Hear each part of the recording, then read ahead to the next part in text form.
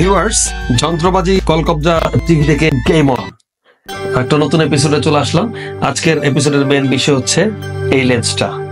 এটা হচ্ছে wide lens, এটাকে জুম লেন্স বলতে হবে। এটার স্পেসিফিকেশনটা আমি বলছি। এটা হচ্ছে EFS মাউন্টের 10-18 লেন্স, ইমেজ স্ট্যাবিলাইজার সহ। এরপরে সুইচ গুলো হচ্ছে AF MF, বুঝতেই পারতেছেন, অটো ফোকাস এবং ম্যানুয়াল ফোকাস, এটা ব্যাপারটা আছে। স্ট্যাবিলাইজার বাটন আছে।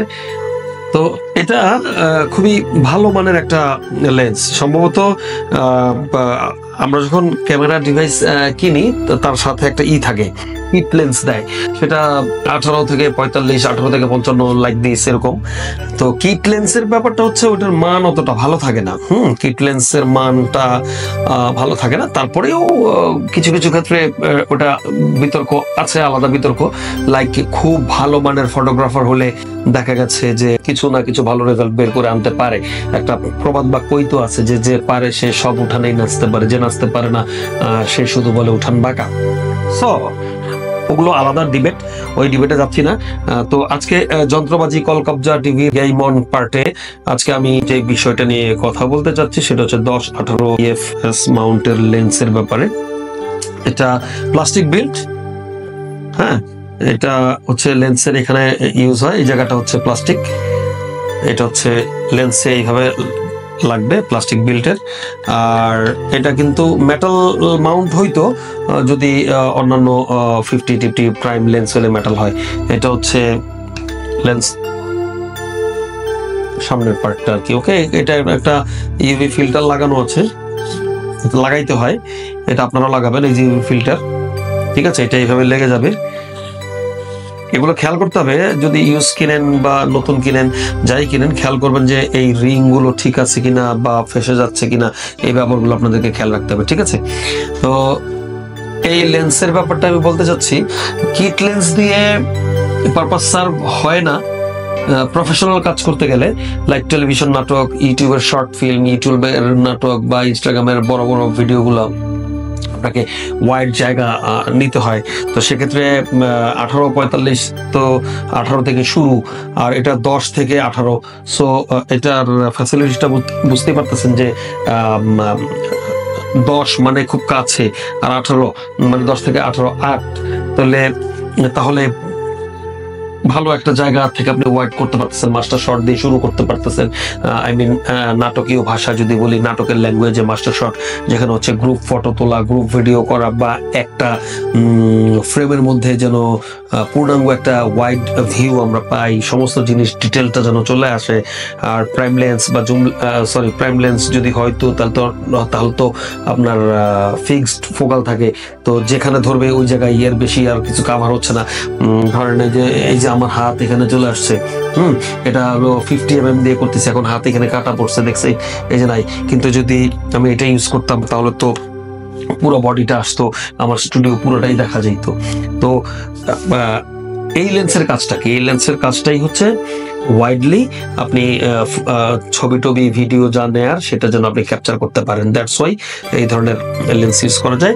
আর আপনার কাজের অনুপাতে ধরেন আপনি যদি ওয়েডিং করতে চান, এটা দিয়ে হতে পারে, প্রবলেম নেই।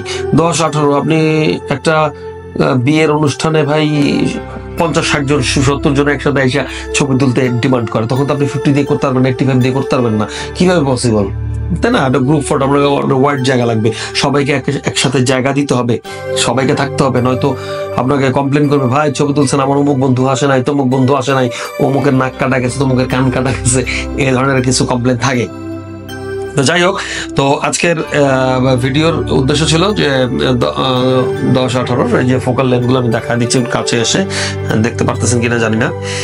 এই যে এখান থেকে দেখা যাচ্ছে সব। হ্যাঁ, আপনারা দেখেন কি কি ইনফরমেশন থাকে বেসিক্যালি। এটা থাকে এরকম, এই যে এখানে সমস্ত ডিটেল লেখা আছে, দেখেন পড়া যায়। হ্যাঁ, এটার আপনার লেখা আছে যে EFS 10-18 M, এটা হচ্ছে অ্যাপারচার হচ্ছে 1.4। সো এটা অনেক শার্প থাকে, অনেক শার্প ফুটেজ পাবেন। এদিকটা হচ্ছে এরকম,